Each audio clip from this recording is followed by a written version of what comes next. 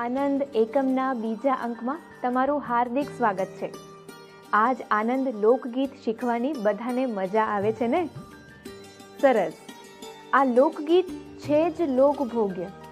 લોકગીતના રચનારના નામઠામ વિશે આપણને ભાગ્યે જ ખબર પડતી હોય છે, તે તો તમે સૌ જાણો જ છો। હા, અહીં આ ગીતમાં ખૂબ સરળ શૈલીમાં વર્ષા ઋતુનું આનંદદાયક ચિત્ર ઊભું કર્યું છે। તેની સાથે સાથે કૃષિ સંસ્કૃતિમાં વ્યવસાય સાથે ઉત્સવનો આનંદ ઉલ્લાસ કેવી સહજ રીતે જોડાઈ જાય છે તેની વાત પણ અહીં સરસ શૈલીમાં કરવામાં આવી છે।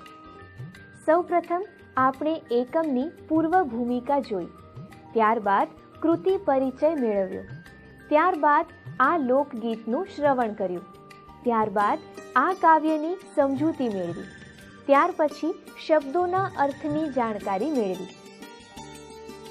બાળમિત્રો, આજના અંકમાં આગળ વધીએ એ પહેલા અંક આયોજન જાણી લઈએ કે આજના અંકમાં આપણે શું શીખવાના છીએ।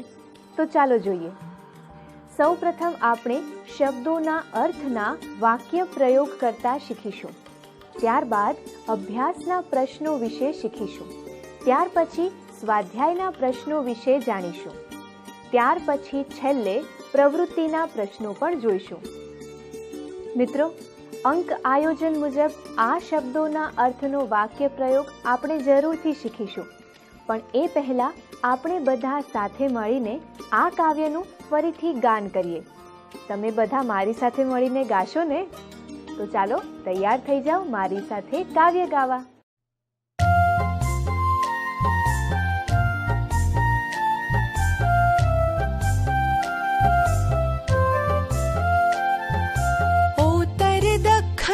ચઢી વાદળે રેલો, ઝીણી ઝીણી ઝબૂકે છે વીજ જો, આજ આનંદ મારે આંગણે રેલો, ખેડૂના માથે લીલા મોળિયા રેલો, ધોરીડાની કોટે ખોખર માળજો, આજ આનંદ મારે આંગણે રેલો।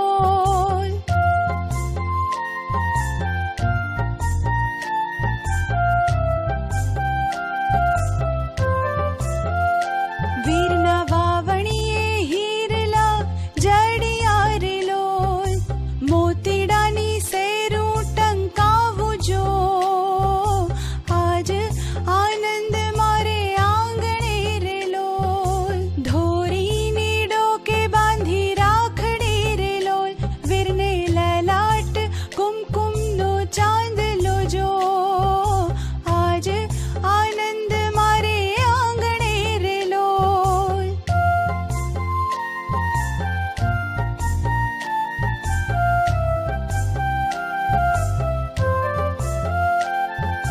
વાવી જારું ને વાવ્યા બાજરા રેલો, ધરતીએ ઓઢ્યા લીલા ચીર જો, આજ આનંદ મારે આંગણે રેલો, સરિતાની સેરું ચાલે જોર મારેલો, ગૌરી તો ચરે લીલા ઘાસ જો, આજ આનંદ મારે આંગણે રેલો, આજ આનંદ મારે આંગણે રેલો।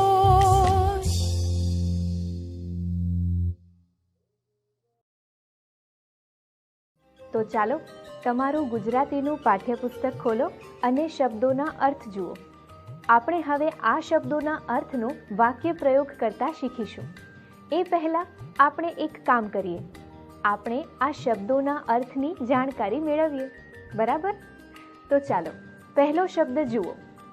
પહેલો શબ્દ છે ઓતર દખણથી, અર્થાત ઉત્તર અને દક્ષિણ દિશામાંથી। પછીનો શબ્દ જુઓ તો શબ્દ છે મોળિયા, અર્થાત કસબી ફેંટા। પછીનો શબ્દ છે ધોરીડા, અર્થાત બળદ। પછીનો શબ્દ છે કોટે, અર્થાત ડોકે।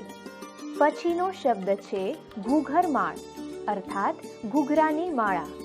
પછીનો શબ્દ છે વાવણીએ, અર્થાત બીજ વાવવાના સાધને। અથવા ઓરવીએ. પછીનો શબ્દ છે શેરું અર્થાત માળા અથવા હાર. પછીનો શબ્દ છે લલાટ અર્થાત કપાળ. પછીનો શબ્દ છે જારું અર્થાત જુવાર. પછીનો શબ્દ છે સરિતાની શેરું અર્થાત નદીનો પ્રવાહ. પછીનો શબ્દ છે ગવરી અર્થાત ગાય. મિત્રો, આ શબ્દોના અર્થની જાણકારી બરાબર મેળવીને હવે આ શબ્દોના અર્થના વાક્ય પ્રયોગ શીખવામાં તમને ખૂબ સરળતા રહેશે. તો ચાલો આપણે આ શબ્દોનો વાક્ય પ્રયોગ કરતા શીખીએ. પહેલો શબ્દ છે ઓતર દખણથી અર્થાત ઉત્તર અને દક્ષિણ દિશામાંથી. ચોમાસામાં ઓતર દખણથી વાદળા ચડી આવે છે અર્થાત ચોમાસામાં ઉત્તર અને દક્ષિણ દિશામાંથી વાદળા ચડી આવે છે. આગળનો વાક્ય પ્રયોગ જોઈએ. મોળિયા અર્થાત કસબી ફેટા. ખેડૂતોના માથે લીલા મોળિયા બાંધ્યા છે અર્થાત ખેડૂતોના માથે લીલા કસબી ફેટા બાંધ્યા છે. આગળનો વાક્ય પ્રયોગ જોઈએ. ધોરીડા અર્થાત બળદ.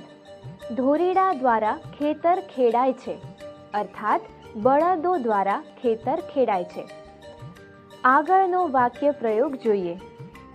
કોટે અર્થાત ડોકે. ખેડૂત બળદના કોટે ઘૂઘરા બાંધે છે અર્થાત ખેડૂત બળદની ડોકે ઘૂઘરા બાંધે છે. આગળનો વાક્ય પ્રયોગ જોઈએ. ઘૂઘરમાળ અર્થાત ઘૂઘરાની માળા.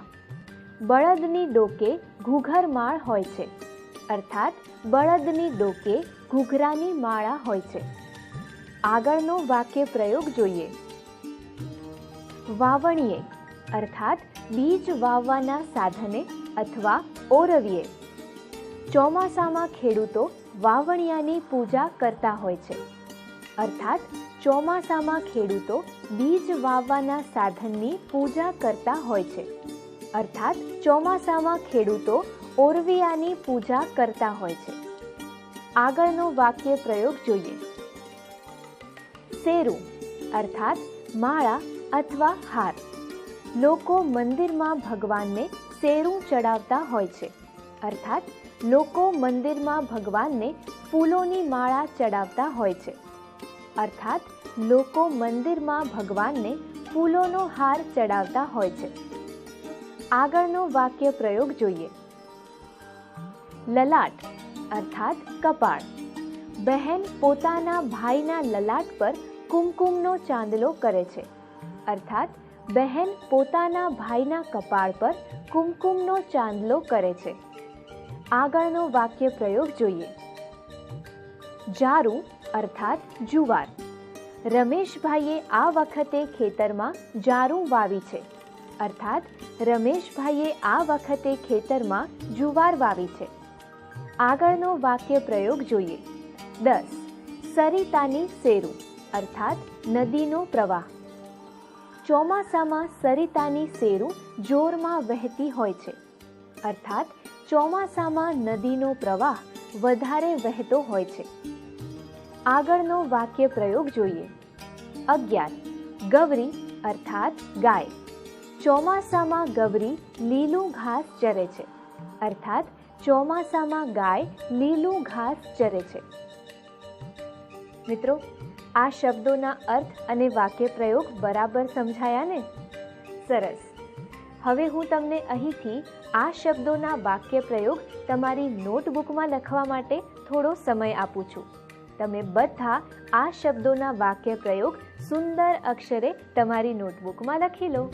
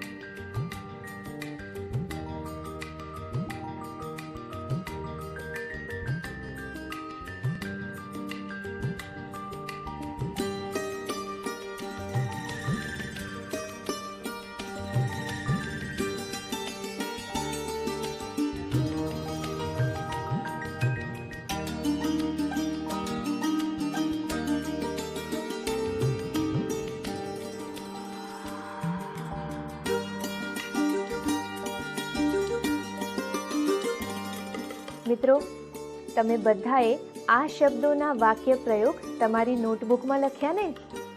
ખૂબ સરસ. તો ચાલો હવે આગળ આપણે અભ્યાસ અને સ્વાધ્યાયના પ્રશ્નો પર એક નજર કરીએ. અભ્યાસ પ્રશ્ન 1.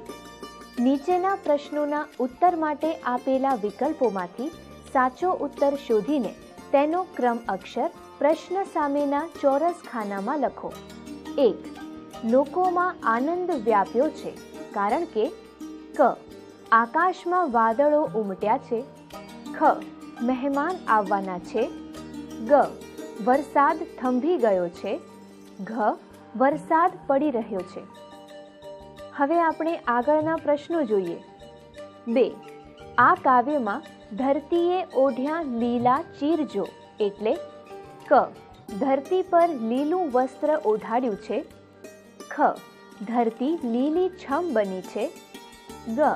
ધરતી પર લીલો રંગ છાંટ્યો છે. ઘ. ધરતી પર લીલી ચાદર પાથરી છે. 3. ખેડૂત ધોરીડાને તૈયાર કરે છે કારણ કે ક. વરસાદ પડી રહ્યો છે. ખ. વરસાદની ઋતુ છે. ગ. વરસાદ આવવાની તૈયારી છે. ઘ. વરસાદ થંભી ગયો છે. હવે આપણે જોઈએ બીજો પ્રશ્ન. પ્રશ્ન 2. નીચેના પ્રશ્નોના ઉત્તર આપો. 1. વર્ષા આવી રહી છે તે શાના આધારે કહી શકાય? ઉત્તર. ઉત્તર અને દક્ષિણ દિશામાંથી વાદળો ચડી આવતા દેખાય છે અને તેમાં વીજળી પણ થાય છે. આથી કહી શકાય કે વર્ષા આવી રહી છે. 2. ખેડૂત અને એના બળદો શાનાથી શોભી રહ્યા છે? ઉત્તર. ખેડૂતના માથે કસબી ફેંટો અને બળદો ઘૂઘરાની માળાથી શોભી રહ્યા છે. હવે ત્રીજો પ્રશ્ન જુઓ. 3. વીરનું અને એના બળદોનું કલ્યાણ થાય તે માટે શું કરવામાં આવ્યું છે? ઉત્તર. વીરનું અને એના બળદોનું કલ્યાણ થાય તે માટે વીરના લલાટે એટલે કે કપાળે કુમકુમનો ચાંદલો કરવામાં આવ્યો છે અને બળદોના કોટે રાખડી બાંધવામાં આવી છે. 4. વાવણિયાને કેવી રીતે શણગાર્યું છે? ઉત્તર. વાવણિયાને હીરલા, માળા અને હાર દ્વારા શણગારવામાં આવ્યું છે. તો ચાલો મિત્રો, હવે એક કામ કરો. આ પ્રશ્નોના જવાબ તમારી નોટબુકમાં નોંધી લો. બધા મિત્રોએ આ પ્રશ્નોના જવાબ ફરજિયાત પોતાની નોટબુકમાં લખવાના છે.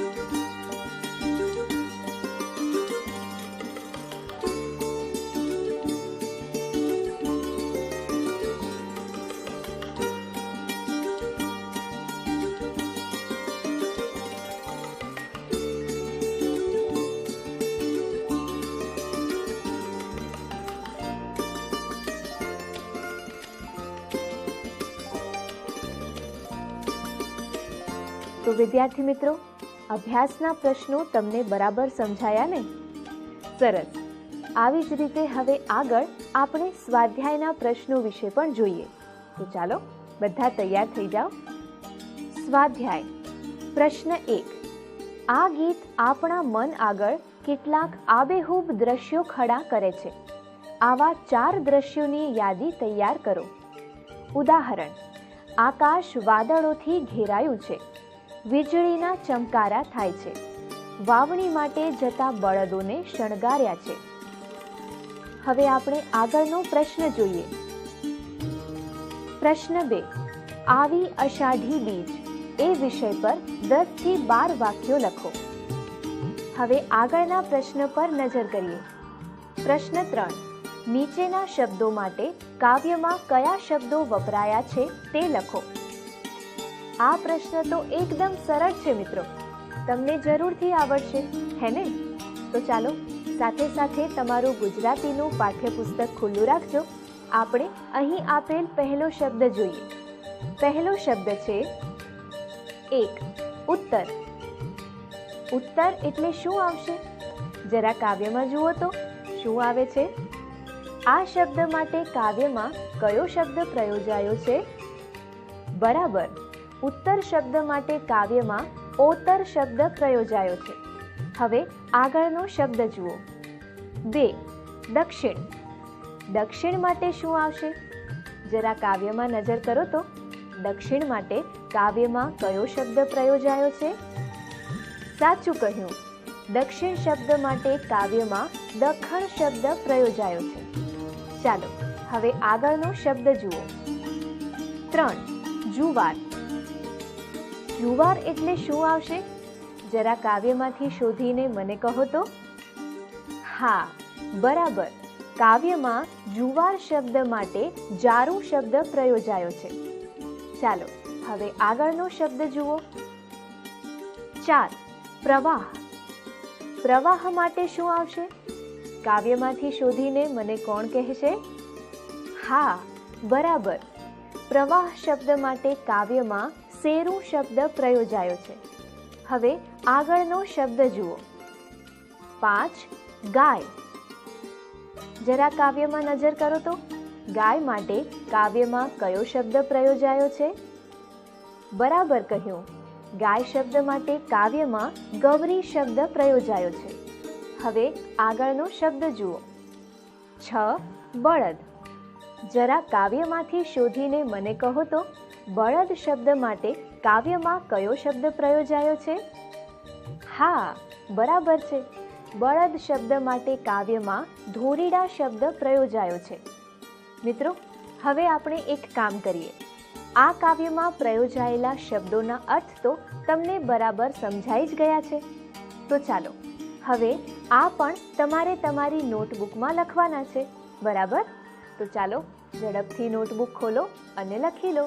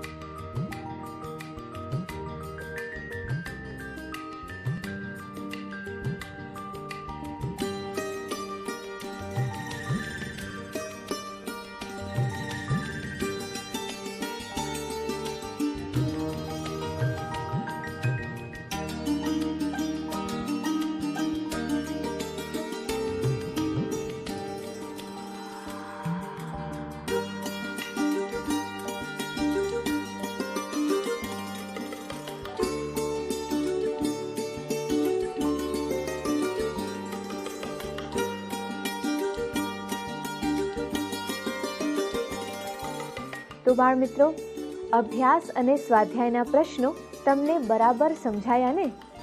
તો ચાલો હવે છેલ્લે પ્રવૃત્તિના પ્રશ્નો પર નજર કરીએ અને આ પ્રવૃત્તિ તમારે તમારા વર્ગખંડના મિત્રો સાથે મળીને કરવાની છે. તો છો ને બધા તૈયાર? પ્રવૃત્તિ: લોકગીત સ્પર્ધામાં ભાગ લો. આ સ્પર્ધામાં રજૂ થતા ગીતો ધ્યાનથી સાંભળો. ખેતી અને ખેડૂતના જીવન વિશે લખાયેલા કાવ્યોનો હસ્તલિખિત અંક તૈયાર કરો. મિત્રો, આ બધા પ્રશ્નો તમારે ગૃહ કાર્યમાં જાતે લખવાના છે. અને હા, છેલ્લે આપેલી પ્રવૃત્તિ પણ તમારે તમારા વર્ગના મિત્રો સાથે મળીને કરવાની છે. એ પણ કરવાનું ભૂલતા નહીં હો ને? તો ચાલો હવે એકવાર યાદ કરી લઈએ કે આજે આપણે શું શીખ્યા. આ એકમના પહેલા અંકમાં આપણે લોકગીતની પૂર્વ ભૂમિકા જોઈ હતી. ત્યારબાદ આ કવિતાનું શ્રવણ કર્યું હતું. ત્યારબાદ આ કાવ્યની સમજૂતી મેળવી હતી. ત્યારબાદ શબ્દ સમજૂતીમાં શબ્દોના અર્થની જાણકારી મેળવી હતી. બીજા અંકમાં આ લોકગીતનું ગાન કર્યું અને ત્યારબાદ અભ્યાસ અને સ્વાધ્યાયના પ્રશ્નો જોયા. ત્યાર પછી છેલ્લે પ્રવૃત્તિના પ્રશ્નો પણ જોયા. આ બધા પ્રશ્નો તમારે ગૃહ કાર્યમાં જાતે લખવાના છે. બાળમિત્રો, આપણે હવે આવતા અંકની વાત કરીએ એ પહેલાં એકવાર સરસ મજાનું બીજું અન્ય લોકગીત પણ સાંભળીએ. તમે પણ પ્રવૃત્તિમાં કહ્યું એ પ્રમાણે બીજા લોકગીત જરૂરથી મેળવીને સાંભળજો. તો ચાલો.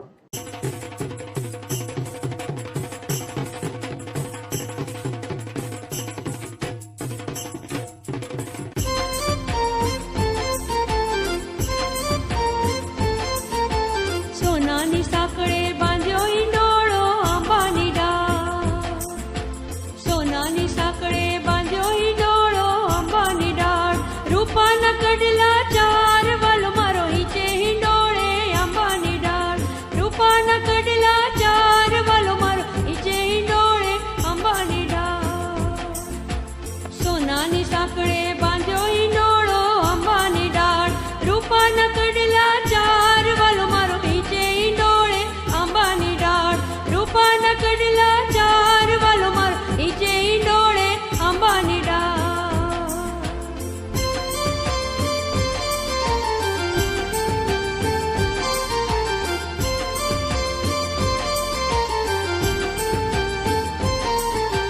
બાએ બાજુ બંધ બેર ખરે આંબાની ડાળ. બાએ બાજુ બંધ બેર ખરે આંબાની ડાળ. ઈનખા બી સુરવાલ વાલો મારો હિંચે હિંડોળે આંબાની ડાળ. ઈનખા બી સુરવાલ વાલો મારો હિંચે હિંડોળે આંબાની ડાળ. સોનાની સાંકળે બાંધ્યો હિંડોળો આંબાની ડાળ.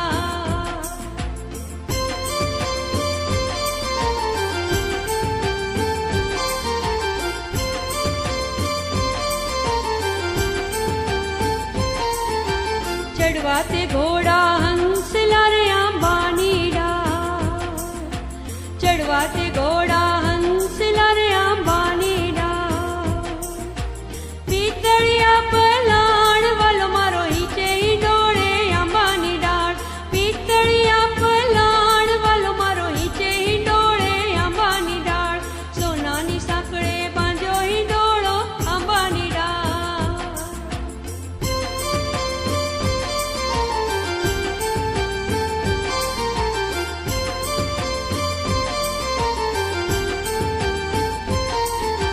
પગે રાઠોડી મોજડી રે આંબાની ડાળ.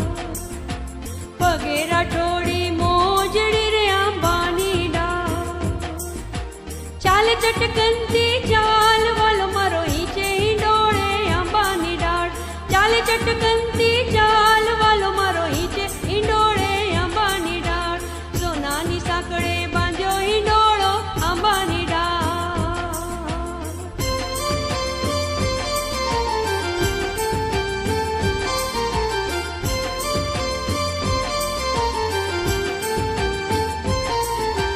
માથે મેવાડી મોળિયા આંબાની ડાળ. માથે મેવાડી મોળિયા